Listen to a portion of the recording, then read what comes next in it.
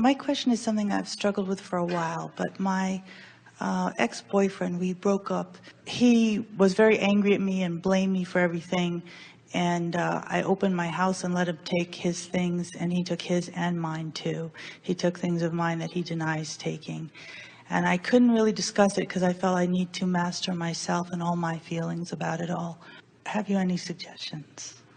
Well, one nice thing about relationship struggles is that the relationship in all of its detail puts more emphatic details into your vibrational escrow. So what you call future manifestation and what we call your now vibrational reality are better for it. Hard to accept that maybe, but unless you accept it, then the struggle just goes on and on and on and on. Did it surprise you that some of your things, did he take everything or just the best stuff? He took things that they were my artwork. They have only value to me is to hurt. Well, so do you know that for sure, or did they have value to him? Was it part of you that he wanted to keep with him?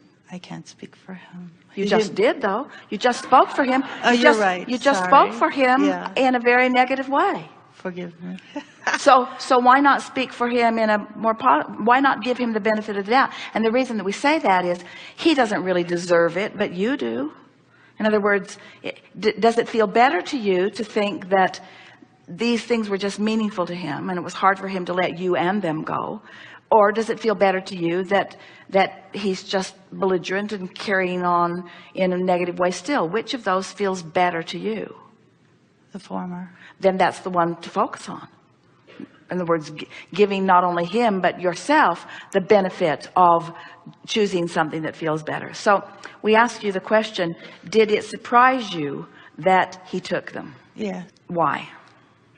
Because I'm not a person who would do that myself, and that he wanted to hurt me also. Those things were... But wait, so you didn't expect him to do it because, not because you're not a person who would do that, but because you didn't see him as a person who would do that. Yes. So what's hurting you is not even that he took the stuff, it's that the version that you've conjured, because as you said, you don't know and you can't speak for him, the version that you've conjured separates you from who you really are and how you really want to feel. You're feeling the negative emotion, but the negative emotion that you're feeling is about your separation with you, not about your separation from him or the subsequent stuff that he did. So it did surprise you that he took the stuff. Did it surprise you that he denied it afterward? I think as we got closer to the end, I began to see things in him that made me nervous, afraid, which is why I needed to separate. All right, so this is what we were reaching for with those questions. You had, through your exposure to him, begun to develop some expectation that didn't feel good when you found it. In other words, you came to expect unpleasant, struggling things from him and found them. The most significant thing is that out of that you have carved a better vibrational escrow. Can you accept that at all? Sure. I think he's been a great teacher in many ways for me. All right, so if it's true, and it is, that your better off escrow is there for you, and as you make your way into that vortex, you'll look back on him with appreciation for what he helped you carve out. If you're feeling anger or something that doesn't feel good, that simply means you're looking at him, but not from inside the vortex. I still want the stuff. Well, can you accept that there's more better stuff in the vortex? It's a stretch, but try, because if you can't accept that, then you haven't heard anything that we've said today. If you can't accept that in other words, we know that it feels wrong for somebody to take something from you. We understand that, but the fact is, you cannot control what others are doing, and what we're wanting to say to you is that wouldn't have happened. That stuff wouldn't have gone, and there wouldn't be denial about it if there wasn't a substantial amount of expectation coming from you. Have you ever behaved in a way that afterward you were just embarrassed by it, but it just felt like that person just sucked it out of you? Yes. You have an expression, the devil made me do it. In other words, it's just the last thing that you meant to stoop to, or the last thing that you meant to do, but it was like they just sucked it out of you. Really is happening vibrationally. The reason that it came from you in the way that it did is because they can't buck your current. Your expectation, and you see, you were keeping that vibration alive deliberately. This is the most important thing for you to hear from us. You were fanning the flames of your dissatisfaction with that person in order to justify the departure that you had planned. So as you beat the drum of all of the reasons that you needed to go, you set up a vibrational expectation that extracted from that person something that he never would have offered. He would have never taken that stuff under more normal conditions, but you evoked it from him because you were fanning the flames in order to justify your departure. I relate to it and I understand it. I think I was very in love and hard pressed to leave, and so I did do that so that I wouldn't get sucked in any further. Yes. So now you understand how you attracted that from the situation. But even so, the nice thing about creation is, so your stuff disappeared, you want it back. In other words, you know what you don't want, you know what you do want. But the reason that you're holding it apart from you is because you dumped all of that away. In other words, you're afraid to let your stuff back for fear he'll come with it. So you got this thing going on where I want my stuff, but I don't want you, but I want my stuff, but I don't want you, but I want my stuff, but I don't want you. You see what's going on? In other words, there's a split energy. So now we want to give all of you this picture, this understanding of what happens in relationships, because as there are two of you, and let's say that you have this set of desires, intentions, beliefs, and let's say that he has a different set of intentions and desires and beliefs.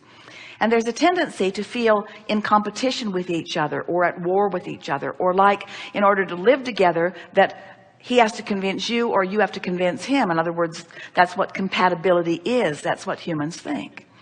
But what we want you to understand is that if you are focused upon what you want and why you want it, and you're in the vortex and thinking about the relationship the way you want it to be, and your life experience the way you want it to be, and the way someone treats you, and the way someone knows you, and the way someone keeps the environment around, and in other words, all of the details of life that you carve out as you move through relationships, if you focus upon the things that you want, hold true to that, like the source within you does, then law of attraction has to deliver to you a life like that. But you usually don't do that, because you or whoever is standing in this example, because usually you think about what you want, but you think about what that person wants, which is different than what you want. So instead of you being vividly true to what you want, you've got a mixture of what you don't want in there. So you've got all mixed in with what you want, what he wants, and he's got all mixed in with what he wants, what you want. So neither one of you are true to what you want. So neither one of you are getting what you want, and you're both blaming each other for standing in a place of not having what you want. So the only way that you can get back in alignment with who you are is to focus upon the vortex, focus on how you feel, coach yourself thought by thought, subject by subject, back into alignment with who you really are. Because the greatest gift that he has given you, and it's a big one, is that you feel how out of sorts you are when being in alignment is what you most seek. We can feel, when you said your love was so big, we know that that is so. Your alignment with who you are mattered more to you. You felt like you were sacrificing who you really are for that relationship. Now, that wasn't true. But that was the story, the way you were telling it, you see. Because the only way that you can sacrifice who you are for someone else is to repeatedly find thoughts that make you feel bad. In other words, you don't have to give up your alignment with who you are. So even though there was so much about that relationship and about that person that you loved, it felt like you couldn't have it all. And what we're saying to you is you can have it all, because it's such an interesting thing. In the same way, In the same way that you evoked from this person who did not plan to take your stuff, the taking of your stuff because of your expectation, you came because of his behavior and your inability to focus beyond it. In other words, you were just observing what was happening and then offering a vibration of what was happening. So you became an enabler or a perpetuator of that behavior. Does that make sense? Could have said, well, this isn't really about he doesn't really want to boss me around. It's something that we've got going on, or it's something that he had going on before, or it's just a characteristic that he's got going, but it isn't who he is. And out of it, I've created a much better relationship over here in my vortex, which could very well include him if I would align with that. In other words, do you see how often people move from relationship to relationship because you observe a characteristic that is unpleasant? And as you observe it, you offer a vibration about it, and so you keep evoking it. And then it feels like the only way to free yourself of something unwanted is to walk away. Only when you walk away, you take all of those vibrational patterns with you, so it just keeps turning up. So what we are suggesting to you, we're as in the wonderful conversation that we had with our friend just now, we're not encouraging you to take action and jump back into that relationship, but we are encouraging you to make peace with this person.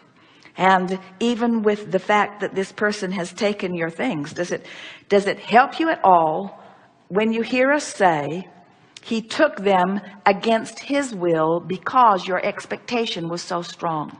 The reason we're asking, this is really a leading edge conversation we're having. You are either the creator of your experience or you are not. And the thing that is confusing in relationships is that it feels to you like he played a really big factor in how your life was turning out. And we don't agree with that at all. You are the factor. Your relationship with your inner being is the factor. And because you weren't in alignment with who you are, and you weren't determined like you are today, and like more of you are today, to stay in your vortex, you kept observing and therefore perpetuating the thing you did not want until you parlayed it into something that felt like the only way out of it was just to walk away. Only you're not out of it yet, and never will be until you get into your vortex and then look at the relationship from inside the vortex. And when you're inside your vortex,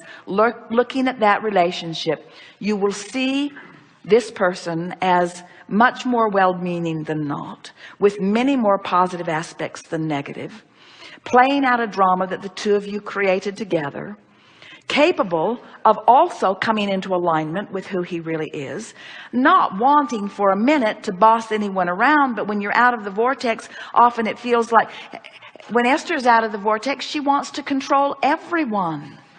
She wants to control traffic. She wants to control the people in the hotels. She wants to control her employees. She wants to control Jerry.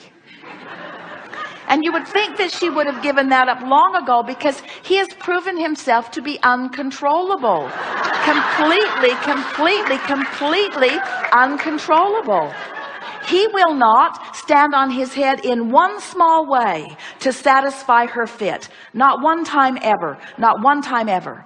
Ooh, we came full circle in all of that, didn't we? Don't you love gaining control of your own experience? Don't you like knowing that you are the creator of your own reality?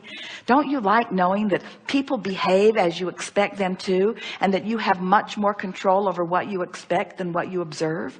Don't you like knowing that you have the power? In other words, when you've observed something unpleasant, you've put something opposite of that in your vortex, which you could come to expect.